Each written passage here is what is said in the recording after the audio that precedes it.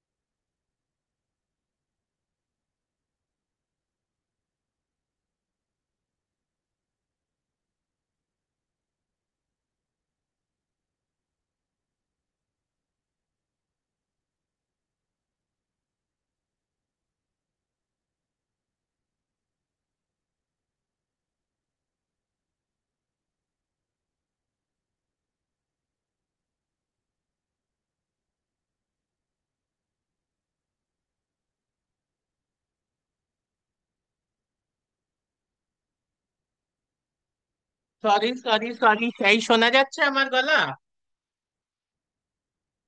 Hello? হ্যাঁ sir. Sir. হ্যাঁ হ্যাঁ হ্যাঁ, এটা অ্যাকচুয়ালি ওই কালী পুজোর চাঁদা নিতে এসেছিল, তো পাড়ার থেকে, তো একটু ইয়ে হয়ে গেল। যাই হোক, তা এবার যেটা ব্যাপার হলো যে হঠাৎ করে 35 বছর পর কি এমন ঘটলো যে একসাথে তিনজন সায়েন্টিস্ট, কে হুগো ডিভ্রিস, করেন্স এবং ভন শর্মা, তিনজনে একসাথে আলাদা করে Mendelian lodge of inheritance K rediscover করলেন। সবার আগে এই রিডিসকভার কথাটা নিয়ে বিশাল বড় দ্বন্দ্ব আছে। রিডিসকভার আমরা তখনই বলতে পারি যখন এই যে প্রিভিয়াস যে কাজটা, সেটার ব্যাপারে কোনো আইডিয়া এদের থাকার কথা নয়, তবেই আমরা সেটাকে রিডিসকভারি বলবো, বা ছিল না। কিন্তু এটা ফ্যাক্ট নয়। বিভিন্ন সোর্সে, সেটা আমি এখন বলছি না, থেকে জানা গেছে যে এদের অনেকেরই আইডিয়া ছিল যে লাইব্রেরিতে মেন্ডেলের পেপার রাখা ছিল, এরা এদের তাতেও অ্যাক্সেস ছিল। একজন সেই বিখ্যাত মেন্ডেলের শত্রু কার্ল ভন নেগলির জামাইও ছিল বোধহয় এদের মধ্যে। তো they knew about the work of Mendel, সেটা বড় কথা নয়। Obviously they did their own work in their own specimen, ওদের নিজেদের যে স্পেসিমেন ছিল, that was essentially not tea plants, তার মধ্যেও কিন্তু ওরা করেছিল মডেল অর্গানিজমের মধ্যে। কিন্তু একটা জিনিস যেটা খুব ইম্পর্টেন্ট, সেটা হচ্ছে গিয়ে যে এই সময় কিছু অ্যাডভান্সমেন্টস হয়েছিল। একটা হচ্ছে ডাইজ অ্যান্ড স্টেনস এ, যেটার সাহায্যে কি না আমরা ক্রোমোজোমকে we can stain the chromosome, ঠিক আছে? যেটার সাহায্যে কিন্তু আমরা ক্রোমোজোমকে স্টেন করতে পারি। ঠিক আছে, আমরা that's why the name came coloured bodies, chromosomes coloured bodies. এটা একটা ব্যাপার। দ্বিতীয় আরেকটা ব্যাপার যেটা খুব ইম্পর্টেন্ট এলো সেই সময়, সেটা হচ্ছে ইমপ্রুভ ইন মাইক্রোস্কোপ। এই যে বলছিলাম না, যতক্ষণ না ফিজিক্যালি ব্যাপারটা বোঝা যাবে যে ফিজিক্যালি আমি এই অ্যালিল বা ফ্যাক্টরস এর এক্সিস্টেন্সটা শো করতে পারছি, ততক্ষণ it is very difficult to convince people যে এইরকম ভাবে ব্যাপারটা হচ্ছে। হ্যাঁ, মানে ভূতটা না দেখানো অব্দি কিন্তু বিদিশা সপ্তপর্ণা এরা বিশ্বাসই করলো না যে ওই রুমে সত্যি ভূত ছিল। যদি একবার দেখিয়ে দিতে পারতাম ভূতটাকে, ওরা কিন্তু বিশ্বাস করে নিত। এটা হচ্ছে সেরকম ব্যাপার। তো যাই হোক, এই মাইক্রোস্কোপের ইমপ্রুভমেন্ট এবং ক্রোমোজোমকে স্টেইন করতে পারা, এই যে ব্যাপারটা, এখান থেকে কিন্তু তা মানে আমরা এক্স্যাক্টলি জিনস বা ফ্যাক্টরস না দেখাতে পারলেও আর সিমিলার বিহেভিয়ার করে একটা জিনিস, সেটাকে আমরা দেখাতে পারলাম। দিজ আর দ্য ক্রোমোজোমস, মানে আমরা না, দুজন scientist, Sutton and Boveri, Walter Sutton and Theodor Boveri, এরা কি দেখালেন? এরা, তোমাদের সবারই মিওসিস নিয়ে আইডিয়া আছে। তো what they showed the segregation pattern of chromosomes during meiosis, and that greatly resembles the segregation pattern of discrete forms of factors as mentioned by Mendel। এবং মেন্ডেলিয়ান ল এবং ক্রোমোজোমাল সেগ্রিগেশন, এই দুটোর থেকে certain and Bovary এরা একটা জিনিস coin করলেন, আ theory, that is chromosomal theory of inheritance, যেটা তোমাদের সিলেবাসে আছে। ঠিক আছে? তোমরা যদিও ডেফিনিটলি মিওসিস খুব ভালো জানো, তাও একটু যদি আমরা ছোট রিক্যাপ করে দিই, হ্যাঁ, তাহলে কিন্তু এইরকম ব্যাপারটা দাঁড়াচ্ছে যে আমার জি1 ফেজে যখন ডিএনএ রেপ্লিকেশন হয়নি, so this two are one homologous pair and this two are the other homologous pair. Saptaparna, এই যে আমার কার্সারটা মুভ করছে, দেখা যাচ্ছে তো? হ্যাঁ স্যার। আচ্ছা, দেখা যাচ্ছে তাই তো? হ্যাঁ তো? হ্যাঁ তো? আরে হ্যাঁ স্যার। বলো, শুনতে পাচ্ছি না তো। হ্যাঁ স্যার। হ্যাঁ, দেখা যাচ্ছে, গুড। তাহলে, তাহলে this is one homologous pair. এই যে এইটা একটা, এইটা একটা, so say this is a paternal chromosome 1, this is maternal chromosome 1, this is paternal chromosome 2, this is maternal chromosome 2। তাহলে এইটা আরেকটা হোমোলোগাস পেয়ার। এবার এখানে কেন দুটো বাইভ্যালেন্ট কেন এলো? তার কারণ হচ্ছে এস ফেজে ডিএনএ রেপ্লিকেশন করেছে। So what are this things? These are still the chromosomes bearing two chromatids, these are still the chromosomes bearing two chromatids. এবার যখন মিওসিসের অ্যানাফেজ হলো, তখন কি হলো?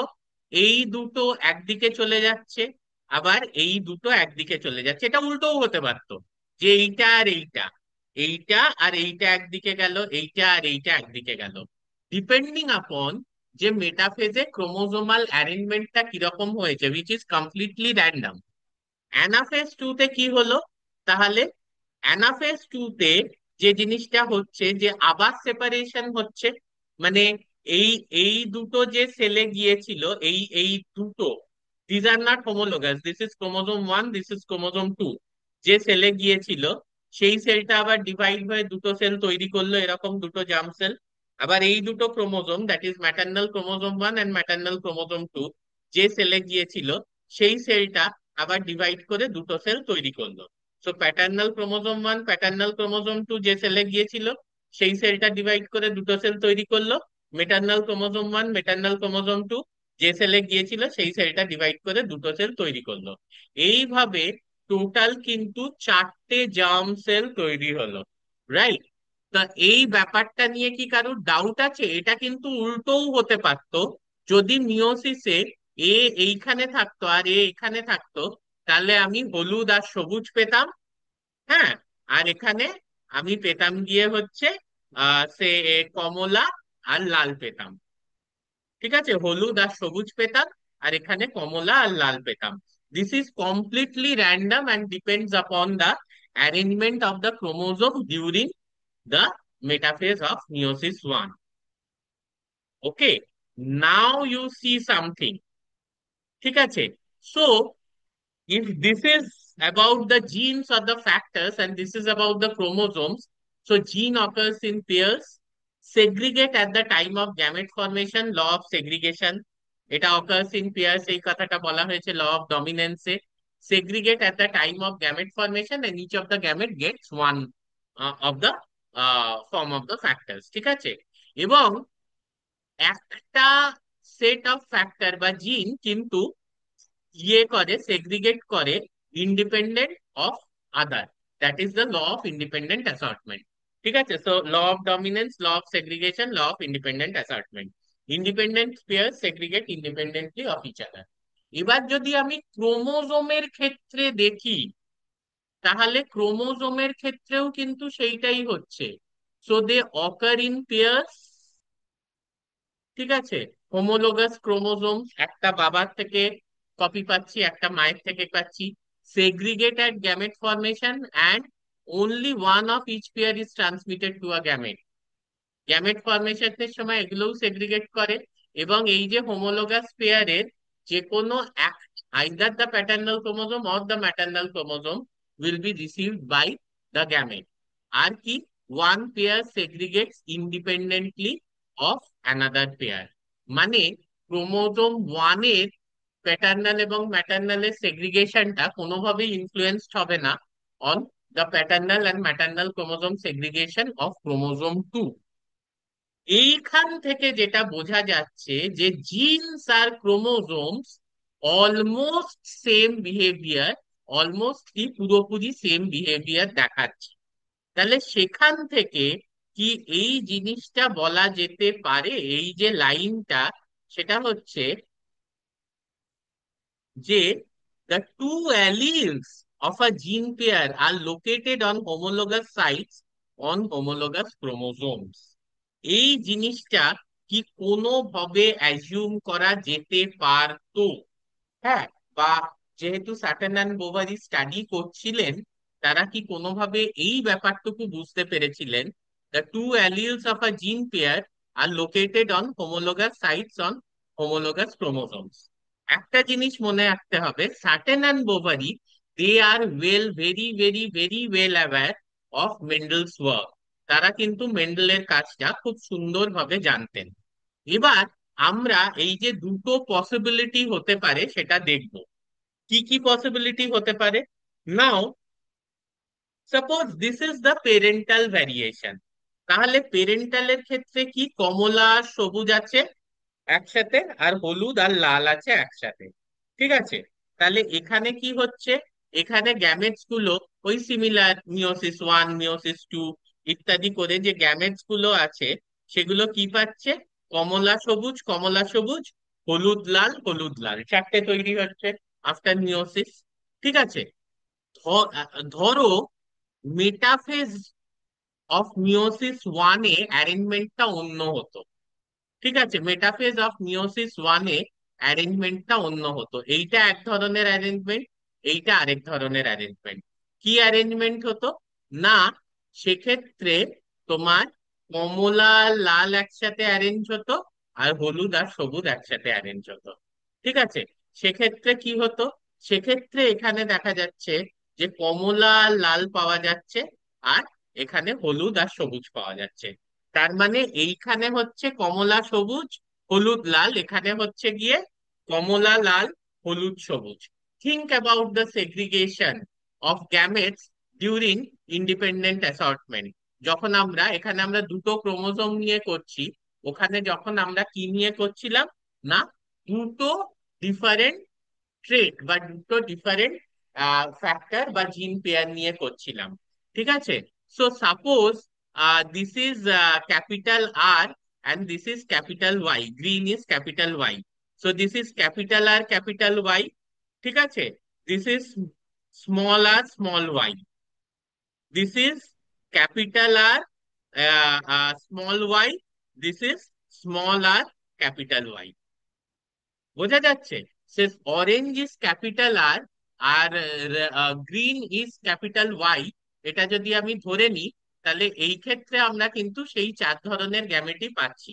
Capital R, capital Y, small R এই small R small Y, তারপর হচ্ছে capital R small Y red, আর একটা হচ্ছে গিয়ে স্মল আর ক্যাপিটাল, এই small R capital Y, that is green. ঠিক আছে? তো এইটা, এবার এই চারটে ইন্ডিপেন্ডেন্ট অ্যাসর্টমেন্ট যখন হচ্ছে, তাহলে 50-50, মানে হচ্ছে গিয়ে 25-25-25-25, চার ধরনের আমার কিন্তু গ্যামেটস তৈরি হওয়া উচিত, 25% ইচ। এটা আলাদা ব্যাপার যে আমরা লিঙ্কেজ করে দেখেছি যে সেটা সবসময় হয় না। But chromosomal segregation during meiosis and further gamete formation also exemplifies the independent assortment of chromosomes. ঠিক আছে? এই চার ধরনের কিন্তু আমরা কম্বিনেশন পেতে পারি গ্যামেটে, ডিপেন্ডিং অন যে মেটাফেজ ওয়ান বা মিওসিস ওয়ান এর মেটাফেজে প্লেটে কি ধরনের অ্যারেঞ্জমেন্ট ছিল, উইচ ইজ অ্যাবসলিউটলি র্যান্ডম। আর র্যান্ডম যদি হয়, then according to the probability it should be 25%, এটা 25%, এটা 25%, এটা 25%, এটা 25%। ঠিক আছে? এটা 25, এটা 25, এটা 25, এটা 25। So this exemplifies the independent assortment of chromosomes. এই পুরো জিনিসটা যখন দেখলেন সাটেন অ্যান্ড বোভারি, তারা কি বললেন? Pairing and separation of a pair of chromosome would lead to segregation of a pair of factors they carry। মানে এই জিনিসটা কিন্তু তারা বুঝতে পারলেন যে এই ক্রোমোজোমটাই কিন্তু ফ্যাক্টরটাকে ক্যারি করছে। Mind it, this is much before the establishment of the fact যে DNA is the genetic material. But still, they were able to tell that যে pairing and separation of a pair of chromosomes would lead to the segregation of a pair of factors they carry। মানে factors গুলো যদি তাদের মধ্যে থাকে, তাহলে তাদের সেগ্রিগেশনটাও কিন্তু ইন্ডিপেন্ডেন্ট অফ ইচ আদার হচ্ছে, like the independent assortment of the chromosomes. এবং যেহেতু সাটেন অ্যান্ড বোভারি তাদের মেন্ডেলিয়ান প্রিন্সিপাল অফ ইনহেরিটেন্সটা খুব ওয়েল নোন ছিল, তাহলে সাটেন কি করলেন? He united the knowledge of chromosomal segregation with Mendelian principles. আর সেই জিনিসটাকে উনি বললেন ক্রোমোজোমাল থিওরি অফ ইনহেরিটেন্স। মানে chromosomal segregation in light of laws of inheritance, that is law of dominance, law of segregation, law of independent assortment. এই তিনটে লাইটে উনি ক্রোমোজোমাল সেগ্রিগেশন দিয়ে থিওরি অফ ইনহেরিটেন্স কে এক্সপ্লেন করলেন।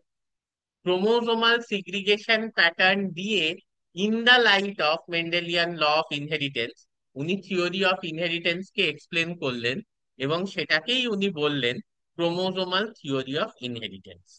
ফার্দার, এই যে কনসেপ্টটা, হ্যাঁ, এই যে থিওরি অফ ইনহেরিটেন্স, এটার একটা বিশাল বড় প্রভাব হচ্ছে এটার সাহায্যে ভবিষ্যতে টিএইচ মর্গ্যান বা Thomas and Morgan and Stuart অভেন্ট অবশ্যই কিন্তু আহ সেক্সুয়াল রিপ্রোডাকশনের জন্য ভ্যারিয়েশন কেন হচ্ছে এই ব্যাপারটাকে এক্সপ্লেন করতে পেরেছিলেন। মেন্ডেল কিন্তু এই ব্যাপারটায় অতটা মন সত্যিই দেন, কিন্তু যেহেতু সার্টেন অ্যান্ড বোভারি মিওসিস এবং গ্যামেট ফরমেশনটাকে স্টাডি করেছিলেন, ফলে তারা কিন্তু এই ব্যাপারটা বুঝতে পেরেছিলেন যে during gamete formation chromosomal separation কিভাবে হচ্ছে এবং অ্যাকর্ডিংলি ফ্যাক্টরসটা কিভাবে সেপারেট করছে। তাহলে এই নলেজটাকে এবার কাজে লাগালেন টিএইচ মর্গ্যান, এবং উনি কিন্তু এই যে ভ্যারিয়েশন হচ্ছে ডিউরিং সেক্সুয়াল রিপ্রোডাকশন মানেই সেখানে মিওসিস হচ্ছে, সেই ব্যাপারটাকে এক্সপ্লেন করলেন। So this is one of the big significance of chromosomal theory of inheritance, which stood the test of time। হ্যাঁ, এইটাকে কিন্তু এখনো কেউ কোথাও ভুল প্রমাণ করতে পারেনি। It stood the test of time and it still absolutely correct. ঠিক আছে? তাহলে এইটা হচ্ছে গিয়ে আমাদের টোটাল ব্যাপারটা। এই জিনিসটা জাস্ট, এটা আমি বলবো যে এটা খুবই একটা ছোট্ট জিনিস, তোমাদের ক্লাস 12 এর যে বই আছে সেখান থেকে তোমরা পড়তে পারো। জাস্ট এই বেসিক জিনিসটা কিন্তু বুঝলে কোনো অসুবিধা হওয়ার কথা নয়। ঠিক আছে? কারুর যদি কোনো প্রশ্ন থাকে তাহলে সেই প্রশ্নটা আমাকে করতে পারো এখন। If you have any questions, you can ask me regarding this. Okay. So if you don't have any question, আমার ডেটা খুব তাড়াতাড়ি শেষ হচ্ছে। সো তোমরা পরে দেখে নিও ভিডিওটা, and then ask me questions. ঠিক আছে? আপাতত আমরা এখানে আজকের ক্লাস শেষ করছি, ভিডিও আমি শেয়ার করে দেব। কারোর কোনো কোয়েশ্চেন থাকলে এখনো বলতে পারো।